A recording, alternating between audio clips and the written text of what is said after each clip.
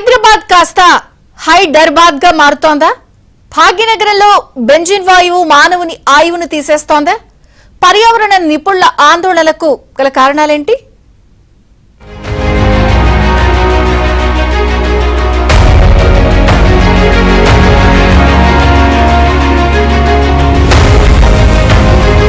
వాయు కాలుష్యం హైదరాబాద్ ను భయపెడుతోంది.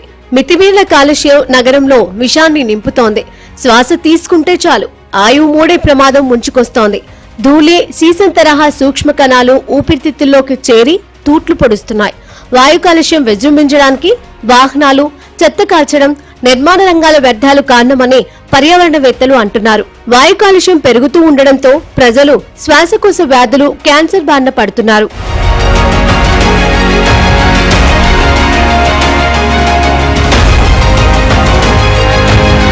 గత 5 ఏళ్లుగా హైదరాబాద్ లో గాలి కాలుష్యం విపరీతంగా పెరుగుతోంది. నగర శివారు ప్రాంతాల్లో సైతం కాలుష్యం తీవ్రత ఎక్కువగా ఉంది.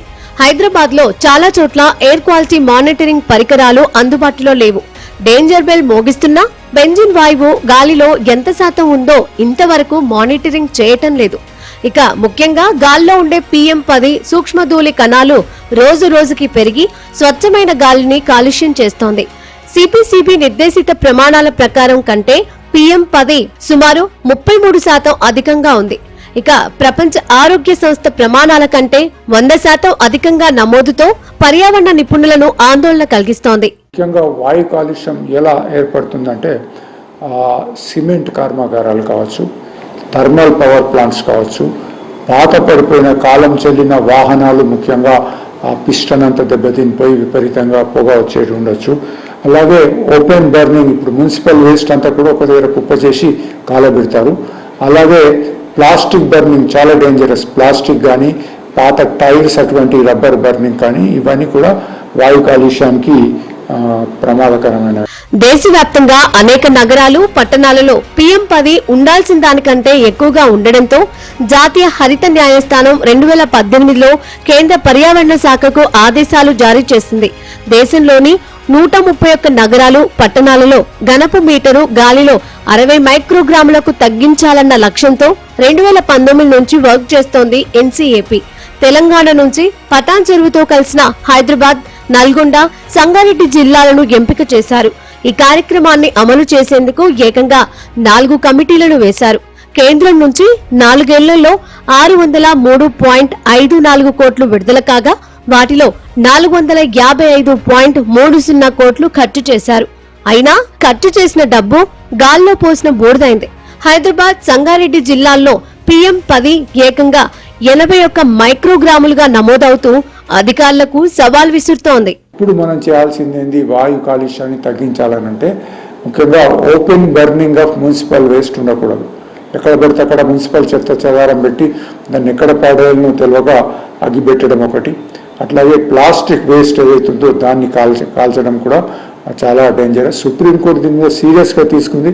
ఎక్కడైనా ఈ యొక్క ప్లాస్టిక్ వ్యర్థాలు కానీ ఇతరత్ర ఓపెన్ బర్నింగ్ ఉన్నట్టయితే సంబంధిత మున్సిపాలిటీ మీద కూడా ఫైన్ వేయాలని అన్నారు.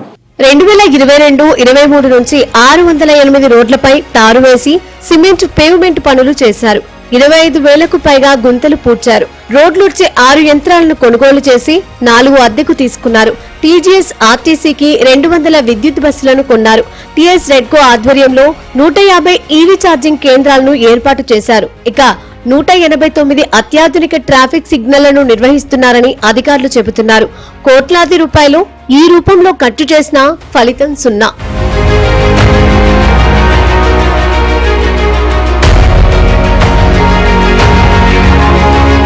గణాంకాల ప్రకారం 2019 నుంచి 2024 వరకు నమోదవుతున్న PM10లో పెద్దగా మార్పు కనిపించలేదు.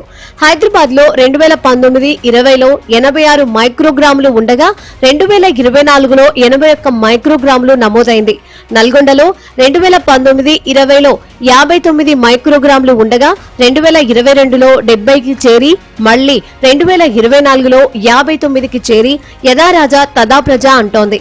ఇక సంగారెడ్డిలో 2019-20లలో 87 మైక్రోగ్రాములు ఉండగా మెల్లగా తగ్గుతూ 2024లో 81కి చేరింది.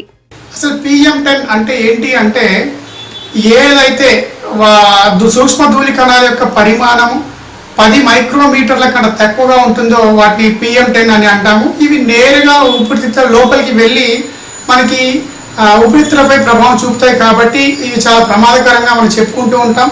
మరి వీటి యొక్క గుర్తింపు ఎలా ఉంటుంది అంటే ఎయిర్ క్వాలిటీ ఇండెక్స్ అనేటువంటి సూచిక ద్వారా మనము PM10 యొక్క సాంద్రతను కానీ పరిమాణాన్ని కానీ మనము గుర్తించేటువంటి అవకాశం ఉంటుంది. కోట్లాది రూపాయలు గాల్లో ఆవిరైనా గాల్లో PM10 మాత్రం తగ్గలేదు. కాలుష్య నియంత్రణలో ప్రజల్ని కూడా భాగస్వామ్యం చేయడం, వాయు కాలుష్యకారక పరిశ్రమలపై కఠిన చర్యలు తీసుకోకపోవడం, కాలం చెల్లిన వాహనాల కట్టడి, రహదారుల విస్తరణ, రోడ్ల పక్కన పెద్ద ఎత్తున మొక్కల్ని నాటడం, ట్రాఫిక్ సిగ్నళ్ల ఆధునీకరణ, వాయు కాలుష్య మానిటరింగ్ స్టేషన్స్ ను పెంచడం వంటి పలు చర్యలు చేపడితే వాయు కాలుష్య నియంత్రణ సాధ్యం కావచ్చనే అభిప్రాయాలు వ్యక్తమవుతున్నాయి. కాలుష్య ఉద్గారాలలో PM10ని కంట్రోల్ చేయకపోతే సిటీ జనంలో శ్వాసకోశ వ్యాధులు మరింత పెరుగుతాయంటున్నారు పర్యావరణ నిపుణులు. ఇప్పటికే ఊపిరితిత్తుల క్యాన్సర్ తో ఇబ్బంది పడుతున్న రోగుల సంఖ్య నానాటికి పెరుగుతూ ఉండడం ఆందోళన కలిగిస్తోంది. వాయు కాలుష్యంపై కేంద్ర రాష్ట్ర ప్రభుత్వాలు మరింత ఫోకస్ పెట్టాలని పర్యావరణ నిపుణులు హెచ్చరిస్తున్నారు.